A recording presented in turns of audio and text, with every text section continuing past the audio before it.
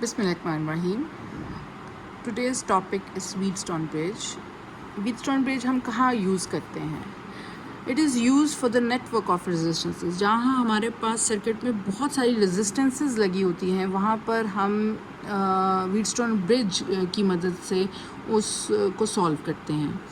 यानी बहुत सारी रेजिस्टेंसेस हमारी कॉम्बिनेशन में होती हैं, चाहे वो सीरीज़ होती हैं, पैरेलल में होती हैं, तो वहाँ पर हम व्हीटस्टोन ब्रिज को यूज़ करते हैं। हम सिंपल सर्किट से या केवीएल रूल से उसको यूज़ नहीं कर सकते। सो व्हीटस्टोन वाज द साइंटिस्ट जिसने एक ये ब्रिज की फॉर्म में या मैश की फॉर्म में रेजिस्टेंसेस को लगाकर वहाँ के अननोन रेजिस्टेंस किसी भी कंडक्टर की फाइंड आउट करने के लिए जो है ये एक ब्रिज सा बनाया था। हम इसकी मदद से किसी भी वायर की, किसी भी कंडक्टर की रेजिस्टेंस को फाइंड आउट कर सकते हैं। So this is how to calculate the unknown resistance of the wire. कैसे मेथड है, ये कैसे पढ़ते हैं, हम इस टॉपिक को बकायदा यहाँ पर स्टेप बाय स्टेप जो है वो डिस्कस करते हैं। व्हीटस्टोन ने यहाँ पर चार जो है वो resistances in the form of mesh लगाई हैं, ब्रिज की फॉर्म में लगाई हैं, और R1 and R2 and R3 and R4 इस तरह से कनेक्ट की हैं। और थ्रू दिस हम नॉन रेजिस्टेंस अगर हम यहाँ R4 की जगह लगाते हैं तो हम उसको कैलकुलेट कर सकते हैं जी। अब ये सर्किट जो है यहाँ पर अगर आप देखें तो गैल्वेनोमीटर अटैच्ड है, और गैल्वेनोमीटर में से एक्चुअली हमने वो पॉइंट बैलेंसिंग कंडीशन लेके आनी है। बैलेंसिंग कंडीशन क्या होती है? बैलेंसिंग कंडीशन हमने लेके आनी है गैल्वेनोमीटर की, जिसमें I1 और जो I2 है वो दोनों एक दूसरे के मैग्नीट्यूड वाइज क्या हो जाएंगे? सेम हो जाएंगे, लेकिन ऑपोजिट इन डायरेक्शन होंगे, जिसकी वजह से इस कीज़ को क्लोज़ करने के बावजूद, जब हमारी कीज़ क्लोज़ होंगी और करंट इसमें से फ़्लो कर रहा होगा, उसके बावजूद गैल्वेनोमीटर हमने कौन सी डिफ्लेक्शन शो करेगा? ज़ीरो डिफ्लेक्शन शो करेगा। इवन की क्लोज होंगी और इस सर्किट में से करंट पास कर रहा होगा। तो गैल्वेनोमीटर ज़ीरो डिफ्लेक्शन कब शो करेगा? जब हमारे पास ये जो आपको व्हीटस्टोन ब्रिज है ये हमें बैलेंसिंग कंडीशन पर होगा, जिस पे I1 करंट I2 के इक्वल होगा, यानी कि सेम इन मैग्नीट्यूड होगा, और ऑपोजिट इन डायरेक्शन होने की वजह से गैल्वेनोमीटर में से कोई भी करंट पास नहीं करेगा। उसके लिए हमने क्या किया है? हमने नेगेटिव ऑफ अ बैटरी को ए पॉइंट के साथ कनेक्ट कर दिया है और पॉजिटिव ऑफ अ बैटरी को through the key C point के साथ कनेक्ट कर दिया है। और ए से बी के दरमियान रेजिस्टेंस R1 है, बी से सी के दरमियान R2 है, सी से डी के दरमियान R4 है, और डी से ए के दरमियान R3 रेजिस्टेंस लगी हुई है, और बी से डी के दरमियान हमने गैल्वेनोमीटर अटैच किया हुआ है। तो हम यहाँ पर इस पूरे सर्किट में 3 लूप्स को डिस्कस करेंगे। एक जो लूप जो यहाँ पॉजिटिव से जा रहा होगा, पॉजिटिव से मूव करके R4 R3 से होता हुआ वापस ये नेगेटिव ऑफ द टर्मिनल के साथ जाएगा। तो हम इस पूरे सर्किट को स्टेप बाय स्टेप पढ़ते हैं। पहले हम जो लूप को डिस्कस करते हैं वो लूप है फ्रॉम पॉजिटिव से लेकर C तक, C से लेकर R4 से होता हुआ D तक, D से R3 से होता हुआ A की तरफ वापस नेगेटिव टर्मिनल कन्वेंशनल करंट को फॉलो करेंगे। तो उसके लिए मैंने एक अलग से फिगर बनाई है, ये देखिए। ये करंट I3 है, और ये करंट I3 कौन से लूप में से पास कर रहा है? CDAC। ये वही है जैसे मैंने पहले मेंशन किया था कि पॉजिटिव से होता हुआ ये I3 करंट C पे जाएगा, C से होता हुआ R4 से होता हुआ D पे जाएगा, और D से होता हुआ R3 पे जाएगा, और फिर ये A से होता हुआ वापस अपने नेगेटिव पोटेंशियल कंप्लीट करेगा। तो ये C जो है ये जंक्शन पॉइंट है। ये C कौन सा पॉइंट है? ये जंक्शन है। जैसे हमने यहाँ पर KIL रूल लगता है, यानी किरचॉफ करंट लॉ लगता है, कि जब भी करंट यहाँ से मूव करता हुआ इस जंक्शन C पे आएगा तो ये 2 ब्रांचेस में डिवाइड हो जाएगा। कुछ तो ऊपर चला जाएगा और कुछ नीचे की तरफ आ जाएगा। जो नीचे की तरफ करंट जा रहा है हम उसको I3 कह रहे हैं, और जो ऊपर की तरफ करंट जा रहा है रेजिस्टेंस R2 में से, हम उसको क्या कह रहे हैं? I2 कह रहे हैं। सो ये वो पॉइंट है कि जिसको हम कहते हैं this is called the junction. और जंक्शन के अक्रॉस हमेशा करंट जो है अपनी ब्रांचेस में स्प्लिट हो जाएगा, डिवाइड हो जाएगा। तो ये जंक्शन के अक्रॉस यहाँ से करंट डिवाइड करें। जैसे मैंने आपसे बताया कि जो नीचे की तरफ जा रहा है करंट R4 की तरफ, उसको मैंने नाम दे दिया I3 की तरफ, और जो ऊपर की तरफ करंट जा रहा है R2 में से, उसको नाम दे दिया I2 की तरफ। अभी हम इसको फ़िलहाल जिस लूप में डिस्कस कर रहे हैं हम उसको I3 में डिस्कस कर रहे हैं।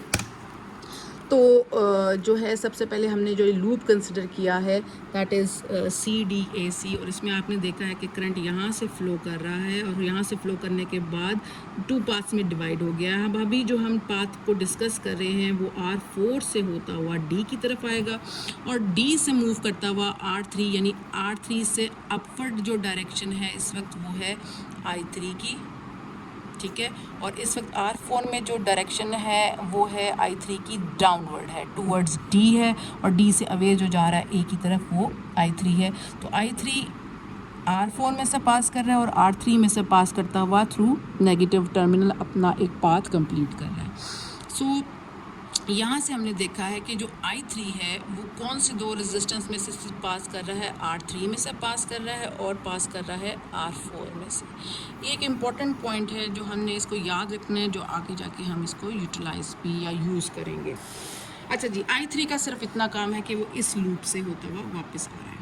इसके बाद हम यूज़ करते हैं कि यहाँ से जो जंक्शन से करंट I2 ऊपर की तरफ जा रहा है R2 से होता हुआ, उसके बाद दोबारा से ये एक जंक्शन है, it is again a junction, ठीक है। ये एक B पॉइंट पे फिर एक अगेन जंक्शन है। जो करंट I2 यहाँ से आ रहा है वो फिर आगे 2 पार्ट्स में डिवाइड कर रहा है, एक तो यहाँ पर आ रहा है डाउनवर्ड डायरेक्शन में और एक वो R1 से पास कर रहा है। जो हम कह रहे हैं कि आगे की तरफ जंक्शन से आगे इस तरफ जा रहा है R1 में से, उसको हमने करंट नाम दे दिया I1, और जो नीचे की तरफ आ रहा है दैट इज़ I2। तो हम यहाँ से डिस्कस करते हैं कि जब ये R2 में से जाके इस पॉइंट पर आ रहा है B पे, 2 पाथ्स में डिवाइड करा है दोबारा से, तो पहले हम एक पाथ को इस तरह से डिस्कस कर लेते हैं। उसके लिए मैंने एक अलग से फिगर बनाई है कि C जैसे अपवर्ड डायरेक्शन में मैंने आपसे कहा था कि I2 करंट इसमें से पास कर रहा है अपवर्ड डायरेक्शन में, और ये जंक्शन है और यहाँ से स्प्लिट होता है करंट, यहाँ I1 हो जाएगा, यहाँ पर क्या हो जाएगा दैट इज़ I2। लेकिन अभी हम इस वाले पाथ को कंसिडर करें, जैसे लूप है that is C, B, D and C। ये एक लूप है जो यहाँ पर क्या हो रहा है, कंप्लीट हो रहा है। हम इस लूप की इक्वेशन बनाएंगे और उसमें हम लॉ जो यूज़ करेंगे वो होगा KVL रूल। यानी KVL रूल क्या है, all the potential changes in a closed circuit that is equal to 0। हमने इसको यहाँ पर इस तरह से सॉल्व करना है कि जितने भी पोटेंशियल चेंजेस है KVL रूल लगेगा और all the potential changes is equal to 0 हो जाएंगे। ठीक हो गया।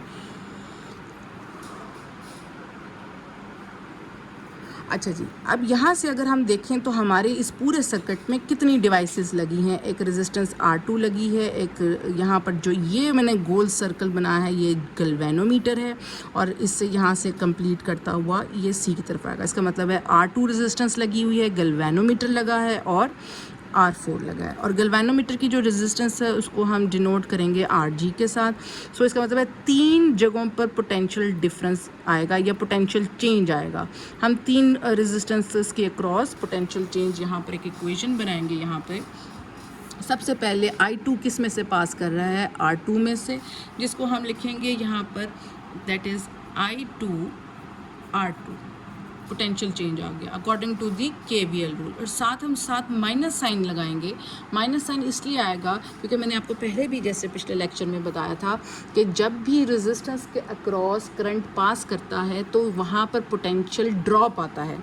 तो ये था हाई पोटेंशियल और ये इसका क्या हो गया, लो पोटेंशियल। तो जब भी करंट मूव करेगा फ्रॉम हाई पोटेंशियल से लो पोटेंशियल की तरफ तो पोटेंशियल ड्रॉप आता है, और पोटेंशियल ड्रॉप के लिए हमेशा हम कौन सा साइन यूज़ करते हैं, माइनस साइन।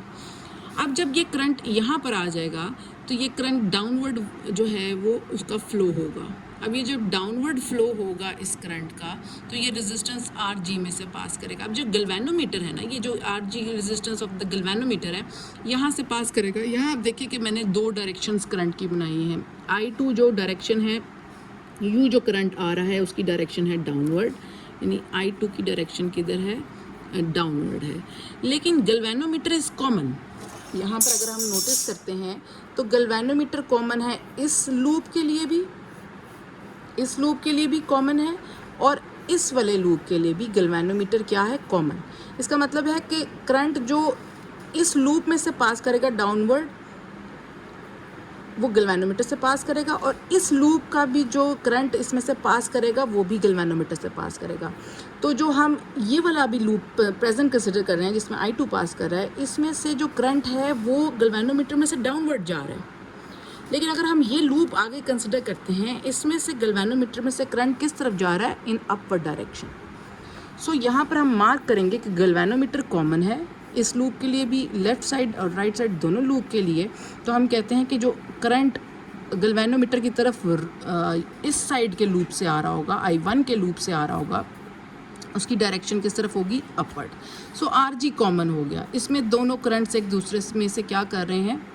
पास कर रहे हैं। और हमने यहाँ पर बात ऑलरेडी कही थी कि इन करंट की डायरेक्शन जब ऑपोजिट होगी और सेम इन मैग्नीट्यूड होगा तब गैल्वेनोमीटर ज़ीरो डिफ्लेक्शन शो करेगा। ये चीज़ हमने यहाँ पर नोट कर लेनी है। तो हम माइनस साइड साथ लिखेंगे क्योंकि रेजिस्टेंस है, और मैंने आपसे पहले ही कहा कि रेजिस्टेंस के अक्रॉस हमेशा पोटेंशियल क्या होता है? ड्रॉप होता है, अगर वो हायर पोटेंशियल से लोअर पोटेंशियल की तरफ आता है। तो माइनस साइन तो ये शो कर दिया। आगे हमने लिख दिया कि रेजिस्टेंस RG के क्रॉस, जैसे R2 के क्रॉस I2 जा रहा था, RG के क्रॉस भी करंट पास करेगा। लेकिन दो करंट्स होंगे तो हम लिखेंगे I2 में से, यानी इस I2 में से, ये I2 जो ऊपर से आ रहा है जिस लूप को हम कंसिडर कर रहे हैं, I2 में से I1 जो है वो ऑपोजिट इन डायरेक्शन है एंड सेम इन मैग्नीट्यूड है। जैसे हम इसको लिख सकते हैं कि अगर हम उस साइड पे लेके जाएं तो I2 माइनस I1 किसके इक्वल आ जाएगा? ज़ीरो के। या हम इसको ऐसे भी लिख सकते हैं कि I1 अगर हम I2 को इस तरफ लाएंगे तो माइनस I2 किसके इक्वल आ जाएगा? ज़ीरो के। तो ये दोनों चीज़ें एक ही हैं। इसी तरीके से हमने यहाँ पर लिखा है कि I2 माइनस I1, यानी ऊपर की डायरेक्शन का करंट और नीचे की डायरेक्शन का करंट ऑपोजिट हैं लेकिन सेम इन मैग्नीट्यूड हैं, और ये किस में से पास कर रही है? रेजिस्टेंस RG में से। जब करंट यहाँ से होता हुआ फाइनली कहाँ पर पहुँचेगा? ये I2 R4 की तरफ पहुँचेगा। तो R4 में से भी माइनस साइन हम लिखेंगे क्योंकि अगेन यहाँ पर हाई पोटेंशियल से लो पोटेंशियल पे पोटेंशियल ड्रॉप होगा।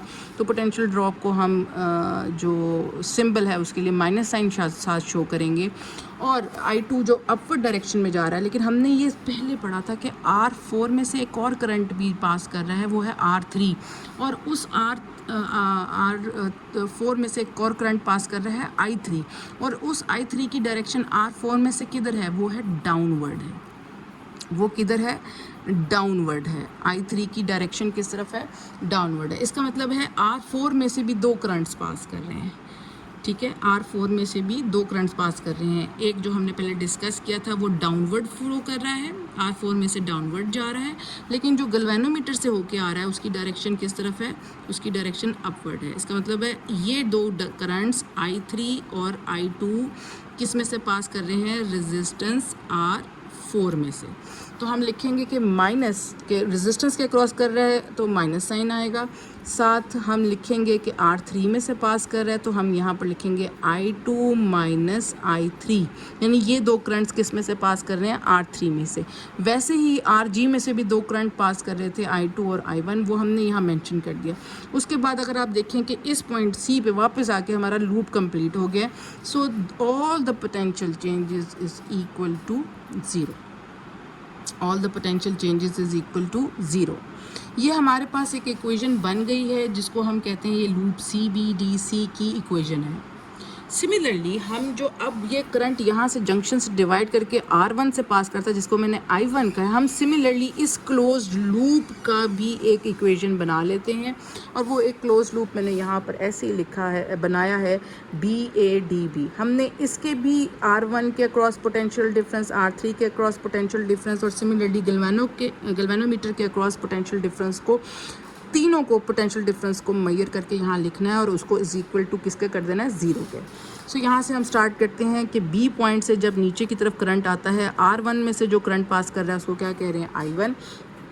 तो हम यहाँ लिखेंगे क्योंकि रेजिस्टेंस के अक्रॉस हमेशा पोटेंशियल, जैसे मैंने आपसे कहा, हाई से लो आता है तो ड्रॉप करता है, तो माइनस साइन लिखेंगे। I1 के साथ क्या लिखेंगे? R1। ठीक है, जब उसके बाद ये A से होता हुआ D की तरफ जाएगा तो R3 में से पास कर रहा है, और I1 की डायरेक्शन अभी हमने देखा है A से D की तरफ जाएगी तो I1 की डायरेक्शन किस तरफ है? डाउनवर्ड। लेकिन अगर आप सबसे पहला लूप कंसिडर करें तो मैंने आपको यहाँ बताया था कि जो ये I3 करंट है इसकी डायरेक्शन किस तरफ जा रही है? अपवर्ड डायरेक्शन जा रही है इसकी। It is moving in upward direction. So इसका मतलब है R3 में एक और करंट भी है जो अपवर्ड डायरेक्शन में फ्लो कर रहा है। तो इसका मतलब है हमने यहाँ पर नोटिस किया है कि R3 में दो करंट्स जा रहे हैं। I3 की करंट की डायरेक्शन अपवर्ड है और I1 की करंट की डायरेक्शन किस तरफ है, डाउनवर्ड। दोनों ऑपोजिट हैं। तो हम माइनस साइन जो पहला लगाएंगे ये तो ये शो करेगा कि रेजिस्टेंस R4 में से जो करंट है वहाँ पर हमेशा R3 है, R3 में से जो करंट पास कर रहा है या पोटेंशियल ड्रॉप है वो हमेशा ड्रॉप करेगा। तो ऑब्वियसली हाई पोटेंशियल से लो पोटेंशियल पे आएंगे तो माइनस साइन तो उसका आएगा। यहाँ पर हम एक के साथ पॉजिटिव लेंगे, एक के साथ नेगेटिव लेंगे क्योंकि दोनों एक दूसरे के ऑपोजिट इन डायरेक्शन है। सो हम यहाँ लिखेंगे I1 माइनस I3, ठीक है। एक के साथ पॉजिटिव आएगा, एक के साथ नेगेटिव आएगा, वो इसलिए कि दोनों एक दूसरे के ऑपोजिट इन डायरेक्शन है, तो माइनस साइन आएगा। इसके बाद ये करंट यहाँ से होता हुआ गैल्वेनोमीटर में से अपवर्ड जाएगा, यानी I1 की डायरेक्शन किधर होगी, अपवर्ड, क्योंकि हमने लूप भी तो कंप्लीट करना है ना, हाई पोटेंशियल से मूव करता हुआ लो पोटेंशियल पे आना है, तभी एक लूप कंप्लीट होता है। तो ये यहाँ से मूव करता हुआ दोबारा, क्योंकि B से शुरू करके एक B पे आएंगे तो क्लोज सर्किट बनता है दोबारा से। सो I1 की डायरेक्शन किस तरफ है, अपवर्ड। लेकिन हमने पहले देखा था कि गैल्वेनोमीटर कॉमन है, जो चीज़ कॉमन होगी वो दोनों करंट्स के दोनों लूप्स में आएगी।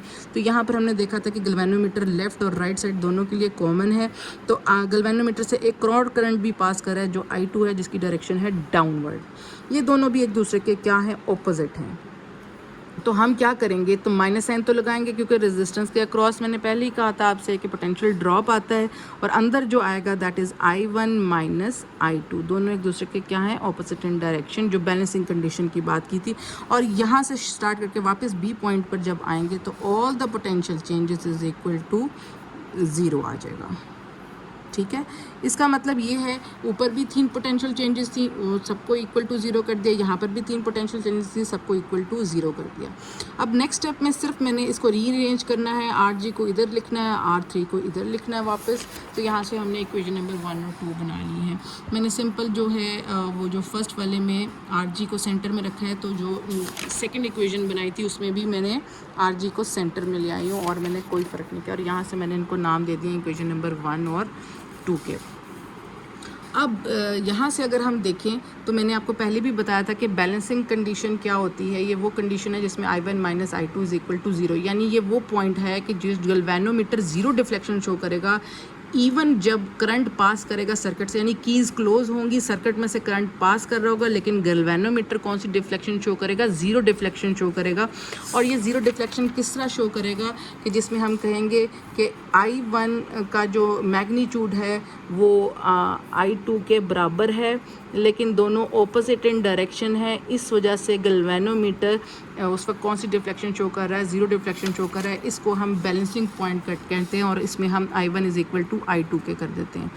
और अगर यही वाली कंडीशन हम ऊपर इक्वेशन नंबर 1 और 2 में सब्स्टिट्यूट करें तो यहाँ पर जो जहाँ I2 माइनस I1 है ये 0 हो जाएगा, इसी तरह से I1 माइनस I2 है ये भी 0 हो जाएगा। तो अगर हम इनकी जगह ज़ीरोस पुट करें तो ये इक्वेशन 0 जब RG से मल्टीप्लाई होंगी तो ये इटसेल्फ ही क्या हो जाएंगी, ये दोनों ही 0 हो जाएंगी, इट इज़ इक्वल टू 0। तो हमारी जो 3-4 इक्वेशन है ये थोड़ी सी छोटी होकर कुछ इस फॉर्म में आ जाएंगी, माइनस I2 R2, ये मैंने नीचे लिख दिया है, ये ऊपर नीचे करके थोड़ा सा लिख दिया ताकि मैं आगे इसको डिवीजन करनी है ईजी हो जाए। सो माइनस I1 R1 जो है वो ये आ गया, माइनस I1 ये लिखा मैंने, माइनस I1 R1, और ये 0 हो जाएगी टर्म। अब इसको जब इज इक्वल टू के उधर लेके जाऊंगी तो ये माइनस साइन किस में कन्वर्ट हो जाएगा, प्लस में, is equal to minus I1 minus I3 into R3। और जो ऊपर वाली इक्वेशन है वो मैंने ये लिखी है, ये लिखी है, ठीक है। इसमें आप देखिए माइनस I2 R2 वैसे ही आ गया, ये जो माइनस साइन है जब उधर जाएगा तो ये प्लस हो जाएगा, I2 minus I3 into R4। अब जब हम बैलेंसिंग कंडीशन की बात करके आए हैं कि I1 किसके इक्वल है, I2 के इक्वल है, तो हमने क्या कर दिया, सारों को जहाँ जहाँ I2 था वहाँ पर मैंने I1 सब्स्टिट्यूट कर दिया। तो जो ऊपर वाली इक्वेशन तो ऐसे वैसी की वैसी ही आ गई, ये सब 1 सबस्क्रिप्ट में आ गए करंट, ठीक है। जहाँ 2 था वहाँ पर मैंने क्या लिख दिया, 1। और सिमिलरली यहाँ पर जो 2 था उसकी जगह I2 की जगह क्या लिख दिया मैंने, ये देखें I1 लिख दिया है, R2 वैसे ही आ गया इज इक्वल टू। और जहाँ मैंने चेंजिंग किया करंट की, I2 की जगह I1 डाला है, उसको मैंने रेड से हाईलाइट कर दिया। अब मैंने 5 और 6 इक्वेशन को आपस में क्या किया है, डिवाइड कर दिया एक दूसरे के ऊपर। जब इस तरह से डिवाइड करेंगे तो आप देखें ये -i1 इस -i1 के साथ क्या हो जाएगा, कैंसिल। इसी तरीके से यहाँ पर भी चेंजिंग आई है, ये i1 -i3 नीचे i1 -i3 से क्या हो जाएगा, कैंसिल आउट हो जाएगा। तो जो रिमेनिंग आपके पास इक्वेशन रह जाएगी वो होगी r1/r2 is equal to r3/r4, जो कि यहाँ से हमने फाइंड आउट की है। So this is the condition, this r1/r2 is equal to r3/r4 is the balancing condition of Wheatstone bridge. इसकी मदद से, इस बैलेंसिंग कंडीशन की मदद से हम unknown resistance of the wire निकाल सकते हैं। कैसे, वो इस तरीके से निकाल सकते हैं।